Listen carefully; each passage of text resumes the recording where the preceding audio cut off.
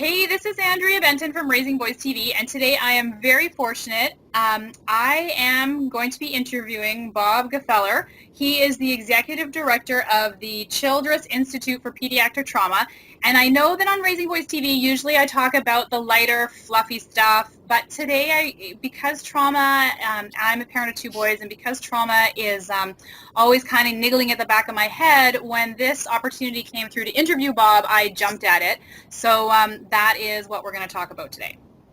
Can you, Bob, just tell me, because I know that a lot of parents I don't think understand, and I certainly don't, what is the definition of a traumatic-related event?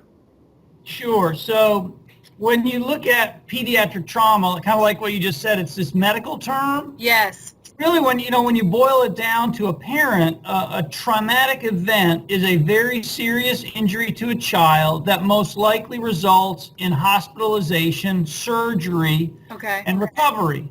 And so it's a really severe injury that usually is handled at the hospital level. Okay, that's great, and that's good, because I wasn't clear on that. What you is when you look at boys versus girls, you're looking at about a 60-40 split. Boys basically 60%, let's call it, more at risk than the girls, 40%. Okay.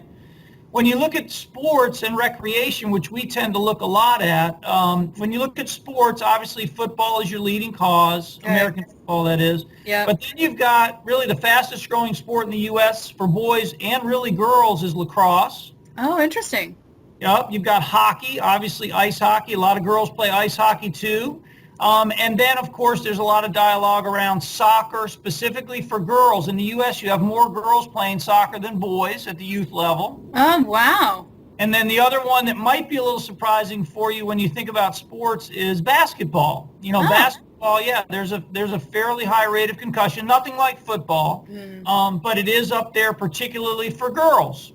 And that's why you're starting to see a lot of these head protection devices for what they call non-helmeted sports. Yeah.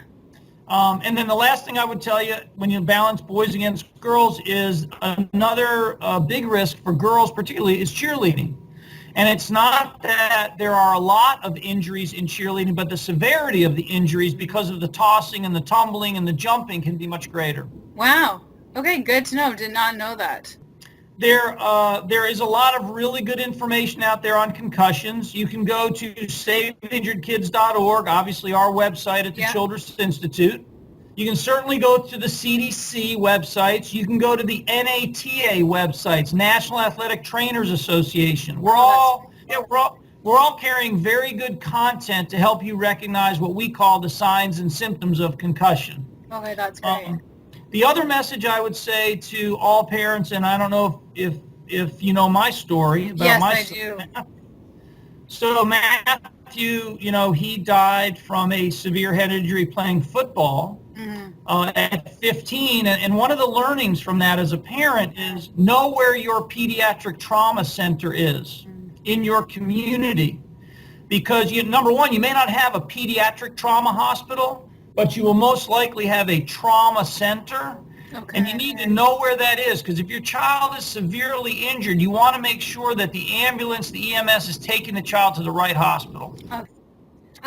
So actually, no, that was my question. So would you ever deter a child from playing a sport? So, for example, hockey. My kids don't like the ice. We're Canadians. We don't like the ice.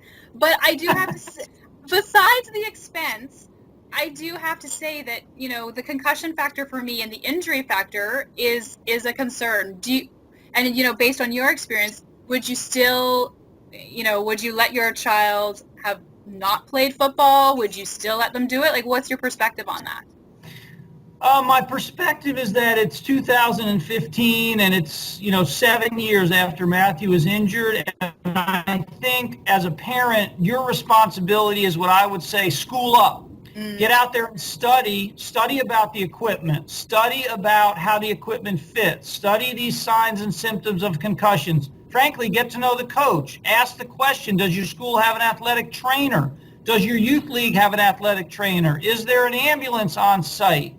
These are some basic fundamental things that I think as a parent, if you can get yourself to a point of feeling confident, then I think you're going to feel a lot better putting your child out on the field. Hey, if I had it to do over again, Matthew would play football, but I'd probably be asking a lot more questions as an educated parent. Okay. Yeah, and that's really good to know because you actually twigged a couple of things because, my kids both my kids played soccer.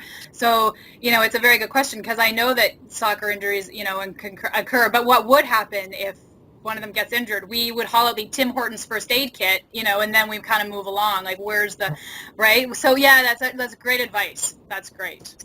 Yeah, that's awesome. Yeah, you raise a great point. You want to make sure that your league has an emergency action plan. Yeah. Right? So if a kid gets hurt, what's the plan? There you go. Yeah. These are some things, again, go on these websites. There's a lot you can pull out as a kind of a league parent. A league parent. Yeah, no, that's fantastic.